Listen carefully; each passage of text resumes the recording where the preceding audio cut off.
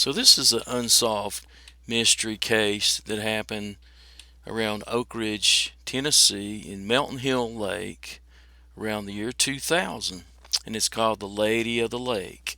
There were some fishermen that were out fishing one day in the lake area, and they just happened to come upon this floating body that was out in the lake, and then it had nothing on it. It had been stripped, so they called the police, and the police came out there and investigated. And of course, they couldn't find anything because everything had been gone on the person, and there was no other evidence. It had been kind of washed away in the water. However, they did find, when they did an autopsy, somehow they linked the food that she had ate, or the last food she had ate, to a particular restaurant, allegedly out on Watt Road exit.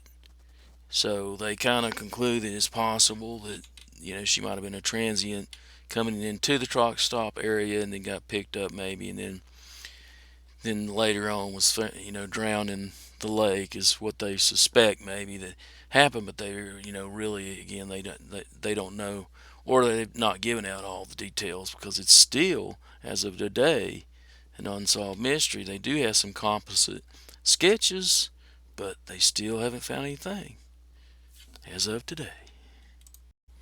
So this is an unsolved mystery called Baby Wyatt Doe. This is actually about a baby that was approximately 8.5 months in term and still had the umbilical cord, was actually found in the Anderson County area in Mountain Hill Lake around 2020. And they still to this day don't know what happened or how the baby got there, and still trying to find out what, maybe who the relatives are this could be from. It's kind of a really sad story. It doesn't make any sense to most people how this can happen, but it did, and they're still looking into it. It's still unsolved today. So here we are at the trail. This is Mountain Lake Greenway, and this has just got lots of people here all the time. Bicycles, fishermen, people walk. And right here, so there's my shadow, is kind of a memorial to Baby White. And there's information there if anybody knows anything about it. Kind of a tragic story. I just can't sometimes believe that can happen, but it did. And then right down here is the actual, maybe the area they found him in, and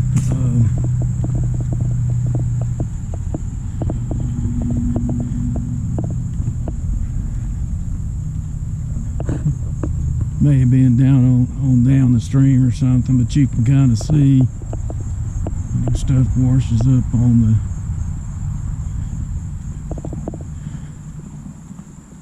stream here.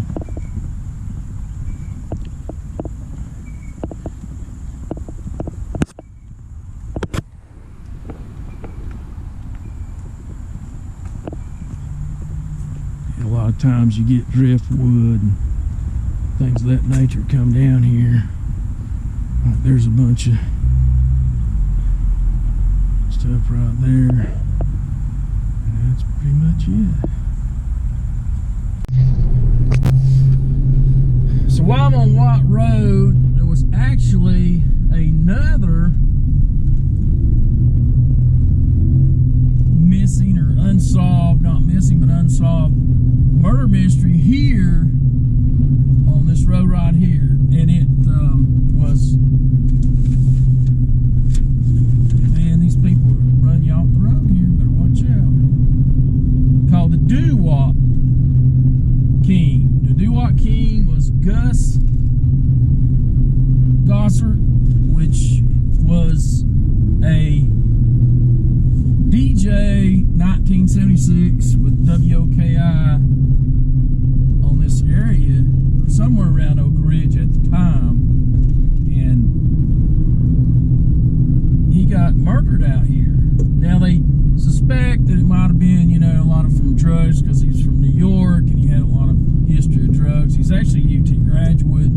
There's just not, information say he might have been bad, bad stuff that he was into, because he got shot at close range and they left the car there. I'm not for sure where the location here is. I'm trying to look down through here, but I believe it's back more toward those wooded areas, because it would have had cows, and because it was at a cattle fence, kind of a little pull-off, so it probably most likely wasn't down here. But back in the 76, this was all pretty much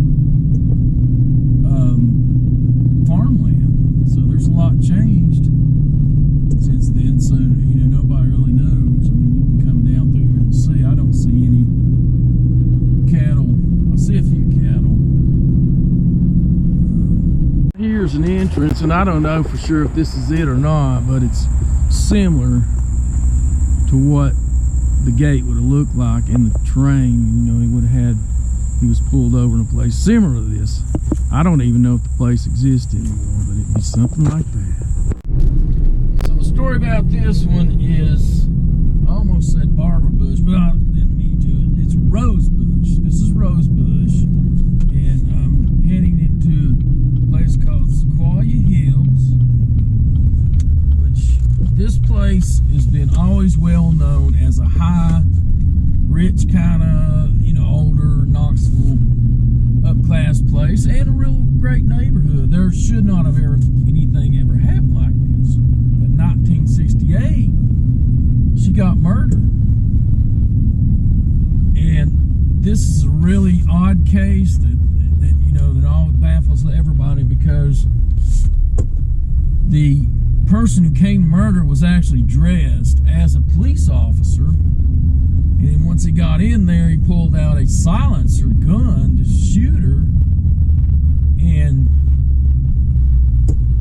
it didn't go off. So, she fought, and it did go off, and it kind of grazed her hand, but it also, they took the gun and just ended up hitting her in the head, and then what ended up stabbing her to death with a daggone paring knife. I mean, and broke the handle off. I mean, whoever was doing it, I mean, this must have been a real violent fight, and ended up killing her, and then left the uniform there, and then left the scene, and they've not ever been able to find this. Now, what's really crazy about this is her husband, who was Harry Bush. That sounds crazy. He was at work, and his tire was slashed or cut or was unfixable, so he had to get a ride with a friend or at work to get him there.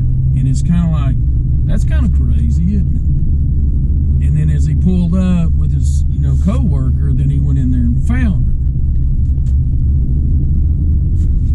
her. So that's kind of crazy in a way, you might say. And to me, just an obvious observation would be hitman, because I don't really know who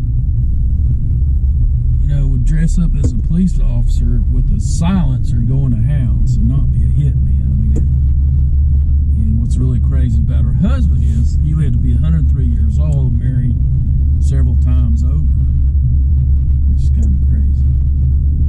So right up here is pretty much where this used to be. So that right there is where it used to be. They built a house, and new house since, but that's pretty much where it used to be right there. It's a nice looking house. I wonder if they have poltergeist activity. Real nice looking house. So this is an unsolved mystery murder story about Mary Hankins. Again, in a nice neighborhood like Harold Hills in Knoxville area. She was murdered in 1951, and someone just walked in her house and shot her. Shot her in the head, I think, 3 times, and that was pretty much the story on this one. Now, you know, when her husband came back and found her, obviously, found that she'd been murdered, you know, they tried to find witnesses and people to ask questions.